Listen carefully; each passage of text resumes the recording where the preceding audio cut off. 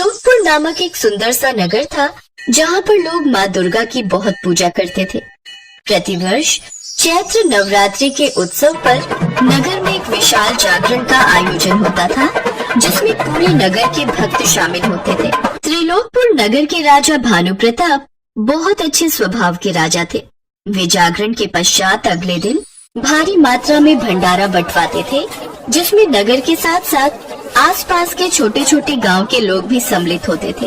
राजा भानु प्रताप इस सुख शांति के लिए सदैव माँ दुर्गा को ही धन्यवाद कहते थे।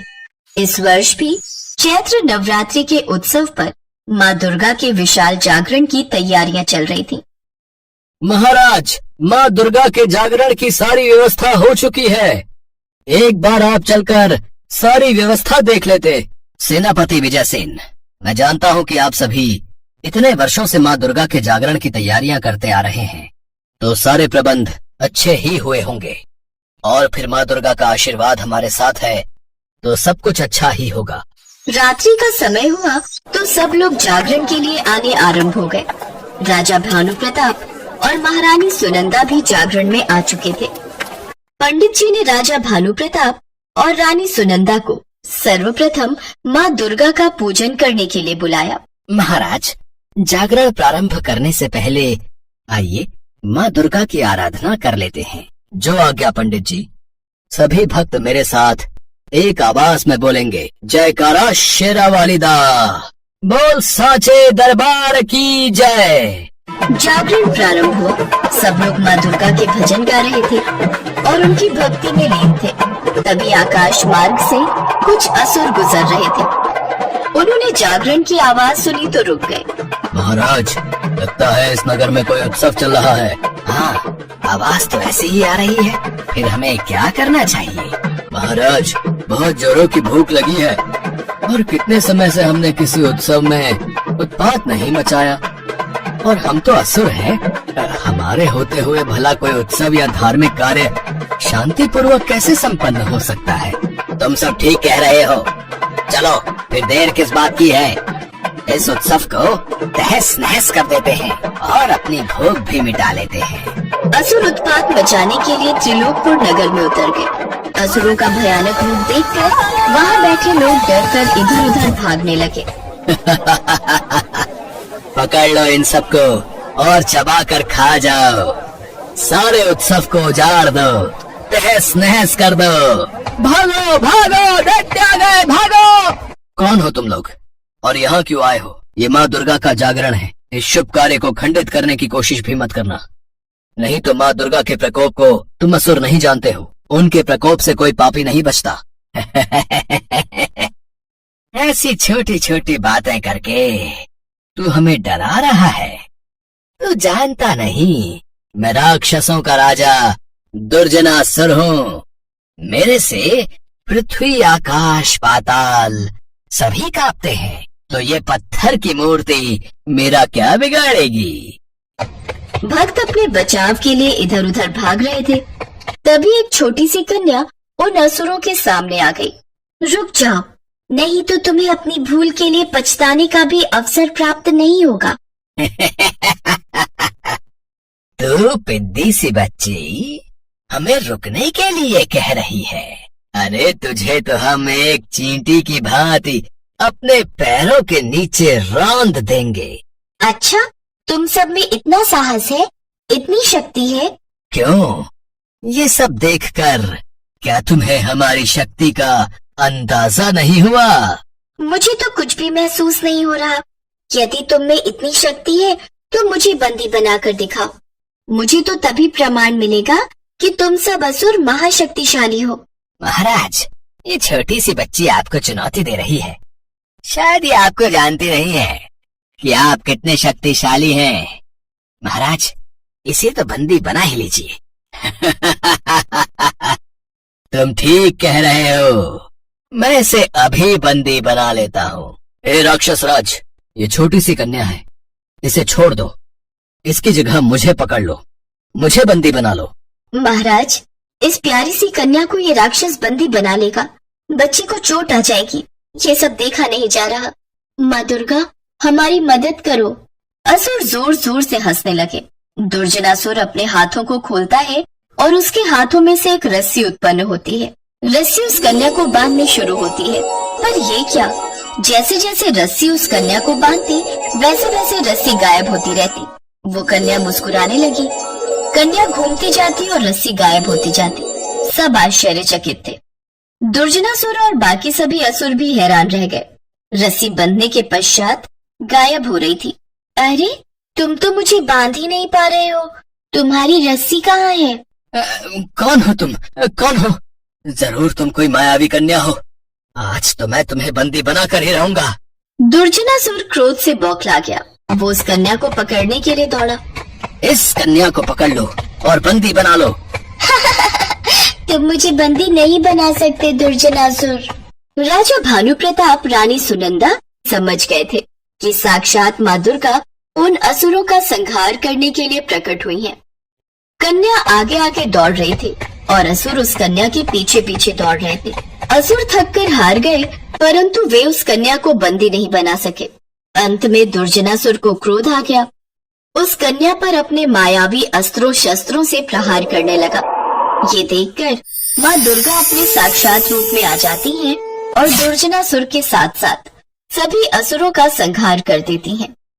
राजा भानु प्रताप, रानी सुनंदा और त्रिलोकपुर के सभी नगरवासी माँ दुर्गा की जय जयकार करते हैं। माँ दुर्गा सभी भक्तों को आशीर्वाद देकर अंतर ध्यान हो जाती है। उसके पश्चात राजा भानु प्रताप और रानी सुनंदा सब भक्तों के साथ मिलकर सुख पूर्वक जागरण को संपन्न करते हैं। माँ दुर्गा के आशीर्वाद से उस दिन के बाद त्रिलोकपुर नगर में कभी भी कोई संकट नहीं आया।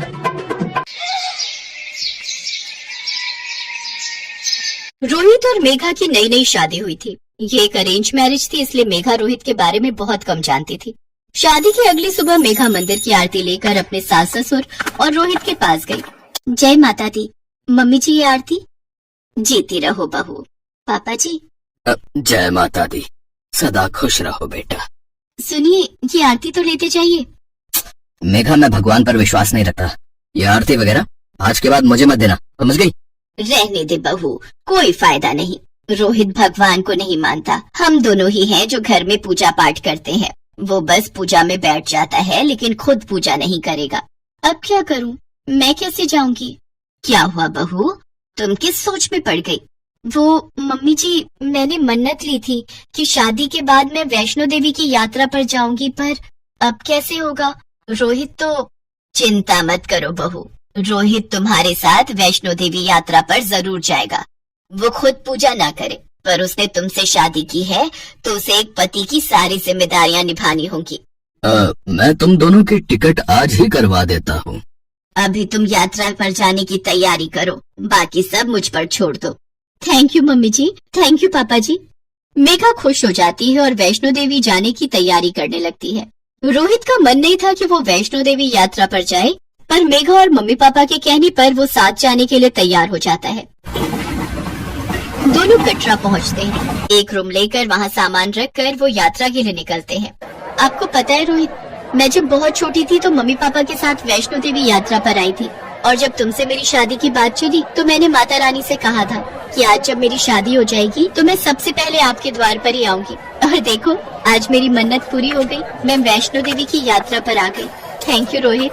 हाँ, आना तो था ही। अब तुमसे शादी जो हुई है, पर कुछ भी कहो मेघा, मैं भगवान को नहीं मानता। मुझे लगता नहीं कि भगवान है। देखो, हम दोनों बेकार में थके हुए यहाँ हैं।